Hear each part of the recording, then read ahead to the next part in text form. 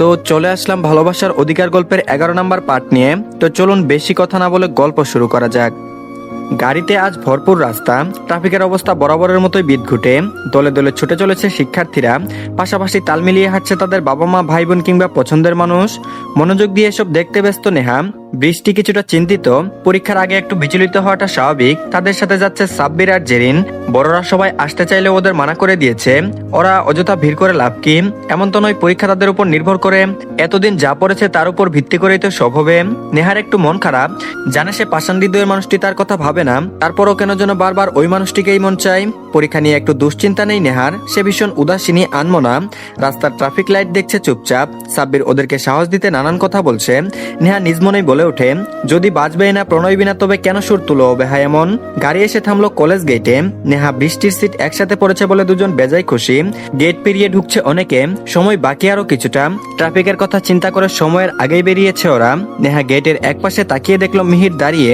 বৃষ্টি এখনো তাদেরকে দেখতে পায়নি। নেহা বৃষ্টিকে খোঁচা মেরে বলল, দেখো দেখো বৃষ্টি, তোমার প্রেমিক সাহেব চলে এসেছে। তোমার পরীক্ষা তো এবার ছাক্কাস হবে। বৃষ্টি মুখ ভোতা করে বলল, ভাইয়াও আস। বৃষ্টির মুখ থেকে কথা কেড়ে নিয়ে নেহা বলল, মিহির ভাইয়ের তো প্রেমিকা আছে তাই জন্য সে এসেছে, তোর ভাইয়ের এখানে কে আছে যার জন্য সে আসবে? নেহা বৃষ্টিকে মিহিরের সাথে কথা বলার জন্য ছেড়ে সামনে যাবে ভাবে, তখন শক্তপোক্ত কিছু একটার সাথে গিয়ে ধাক্কা খায়।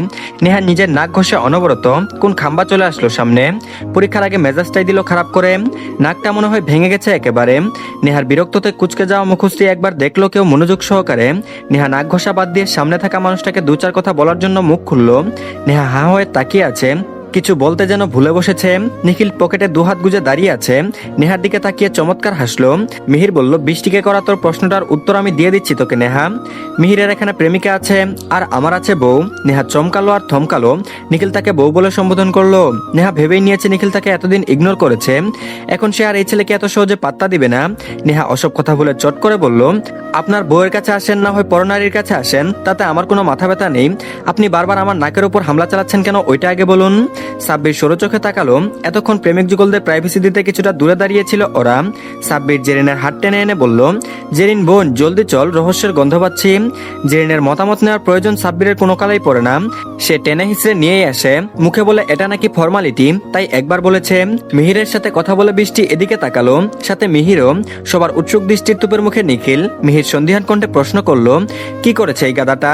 নেহার সোজাসাপটা জবাব, আর বলবেন না মিহির ভাইয়া, উনি একটা ডাকাত, রাত দুপুরে রুমে ঢুকে আমার নাকে হামলা চালিয়েছিল, তার উপর এখন আবার পারলে আমার নাকটা ভেঙে হাতে ধরিয়ে দেয়। এত কিসের শত্রুতা আমার নাকের উপর ওনার? নিখিল ভরকালো, তার মানে নেহা তখন সজাগ ছিল? নিখিল সরু চোখে তাকিয়ে প্রশ্ন করলো, তার মানে তুই রাতের বেলা সজাগ ছিলি ওই দিন? নেহা বলল, না, কিন্তু একটা আলুর বস্তা যদি কোনো মানুষের উপর এসে পড়ে তো সজাগ হওয়াটা স্বাভাবিক, তাই না? নিখিল চক্রাঙ্গানি দিয়ে বলল, তুই আমাকে আলুর বস্তা বলছিস? নেহা তোকে আমি। নিখিল ধরার আগে নেহা কেটে পড়েছে, সাথে বৃষ্টিও গেল। গেট পেরিয়ে ভিতরে ঢুকে গেল ওরা। মিহির চেপে ধরেছে নিখিলকে, তারপর বলল, শালা ডুবে ডুবে জল খাচ্ছে, তাকে কিছু জানাবে না? নিখিল ভাবলেশীন ভাবে চুপ রইল। এদিকে সাব্বির জেরিন মিহির মিলে বকবক করছে, আর এদিকে নেহার পরীক্ষা শেষ হয়েছে দীর্ঘ 1.5 মাস পর। এর মধ্যে পড়াশোনা আর প্র্যাকটিক্যাল খাতা লিখতে লিখতে জীবনের 12টা বেজে গেছে দুইজনের। আজ থেকে শুধু শান্তি আর শান্তি। নেহা তো খুশিতে 2-4টা লাভ দিয়ে নিয়েছে। প্র্যাকটিক্যাল পরীক্ষা শেষ, কেন্দ্রটা ওদের কলেজের পরের কলেজে পড়েছে, বাড়ি থেকেও কাছে, তাই কেউ নিতে আসার কথা হয় না। নেহা বৃষ্টি তাই কথা বলতে বলতে আসছে। নেহা কৌতুকের সুরে বলছে, কি বলবো তোকে, ওই ছেলেটা তো পুরো কার্টুনের মতো দেখতে। কি যেন বলছিল বারবার, আমার বাবা কিন্তু শহরের মেয়ে, আমার সাথে ভাবনিও না। শালা ব্যাঙের মাথা তোর দিকে তাকাইব কোন মাইয়া, যেই না আমার চেহারা নাম রাখছে পারলে থুরি থুরি পেয়ারা। নেহা খিলখিলিয়ে হাসছে, বৃষ্টিও তার সাথে তাল মিলিয়েছে। বৃষ্টি এবার হাসতে হাসতে বলল, ভাইয়া যদি জানে এই ছেলে তোকে প্রপোজ করেছে, ভাব তখন কি হবে? নেহা বলল, তোর ভাইয়ের আবার কি হবে? আমি তো রাজি হয়ে যাইনি, আর তোর ভাই নিজস্ব প্রেমিকা রেখে আমার ব্যাপারে এত নাক গলাতে যাবে কেন? বৃষ্টি বলল, আই থিঙ্ক ভাইয়া তোকে ভালোবাসে। নেহা বলল, মাথা খারাপ তোর? অতিরিক্ত গরমে তুই পাগলের প্রলাপ বকছিস বোন, দুনিয়া উল্টাইয়া পাল্টাইয়া যাইব। আচ্ছা ধরলাম তোর কথা সত্যি, কিন্তু কোন ভিত্তিতে একথা বলছিস তুই? বৃষ্টি বলল, ওই দিন তুই অসুস্থ হওয়ার পর ভাইয়া প্রায় উন্মাদ হয়ে গেছিল। ভাইয়ার কি বেহাল দশা হয়েছে তা শুধু আমরা জানি। টোয়াকে এমন মার মেরেছে, ওই মেয়ে যাওয়ার আগে মায়ের পা ধরে বসেছিল কতক্ষণ। দাদির সাথেও তো কথা বলা বন্ধ করে দিয়েছে। হসপিটালে তোর জ্ঞান ফিরছে না দেখে ডাক্তারকে পিটাতে গিয়েছিল। আর টোয়াকে বারবার চিৎকার করে বলেছিল, তুই ভাইয়ার জীবনের প্রথম ও শেষ নারী, আর কেউ কোনোদিন আসবে না, আসতেও পারে না। নিখিল শুধু নেহার। নেহা হাঁটা বন্ধ করে রাস্তার মাঝে দাঁড়িয়ে পড়েছে। ওর মনে হলো শুনতে কোথাও ভুল হচ্ছে। নিখিল ভাই এসব বলেছেন? ওর জন্য এত উতলা, তাহলে সুস্থ হওয়ার পর একদিনও সামনে আসলো না কেন? এত দূরত্ব কেন রেখেছে? নেহা চেঁচিয়ে বলে উঠল, কি বললি তুই? বৃষ্টি জানে নেহার এমন করাটা স্বাভাবিক। মেয়েটা 4 বছর ধরে ভালোবাসে তার ভাইকে। জীবনের প্রথম বসন্তেই এসেছিল নিখিলের অদৃশ্য হাত ধরে। তারপর থেকে একটু একটু করে ভালোবাসা জমিয়েছে, অনেক অনেক রঙিন স্বপ্ন জমিয়েছে। ভালোবাসা কত সুন্দর নেহার থেকে শিখেছে বৃষ্টি। মেয়েটার গোপন করার অগাধ ক্ষমতা আছে। না হয় তার এত বুঝদার ভাই এই নিখুঁত ভালোবাসা টের পেয়ে যেত, খুব সহজেই সেটা বুঝে ফেলতো। নেহার প্রতিটা অনুভূতি সাক্ষী বৃষ্টি। ভালোবাসার মানুষটা যখন নিজেকে ভালোবাসে, এটা জানার পর কোনো সুস্থ স্বাভাবিক মানুষ তো স্থির থাকতে পারে না। নেহা তবদা খেয়ে গেছে, তার মুখ দিয়ে শব্দ বেরোচ্ছে না।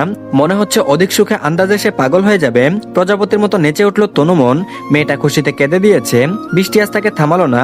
সুখের যন্ত্রণা মানুষের জীবনে কম আসে, সে যন্ত্রণায় নিজেকে পুড়িয়েও যেন তীব্র সুখ পাওয়া যায়। মন গলি চাই কেউ উড়ে উড়ে বলে বেড়ায় তারা পেয়েছে, খুঁজে পেয়েছে কোনো স্বর্গসুখ। নেহার চোখের জল মুছে নিয়ে বলল, আমি কেন বিশ্বাস করব? তোর ভাইয়ের মুখ নেই, নিজে একবার সে বলতে পারলো না আমাকে। সবার সামনে নেচে খুদে বলার কি দরকার? যাকে বলা দরকার তাকে তো বলেনি। ভালোবাসা নিয়ে বসে থাকুক তোর ভাইয়ের সাথে, আমার আর কিছু নাই। ডিভোর্স দিয়ে দিব শয়তানটাকে, অসভ্য লোক। এত যখন ভালোবাসা মুখে বলতে পারে না, ওনার কি মুখে কেউ কষ্টে পাটকে দিয়েছে নাকি? চত্ব সব। নেহা খুশি, ভীষণ খুশি। তারপর নিখিল না বলা পর্যন্ত নিখিলকে নিয়ে কিছু বলবে না। বেটাকে এমন পেঁচে ফেলবে, না বলে কোথায় যায় তাই দেখে নেবে নেহা। নেহা হনহন করে হাঁটতে লাগলো। কোথা থেকে উড়ে এসে এক ছেলে ওদের দুজনের সামনে দাঁড়ালো।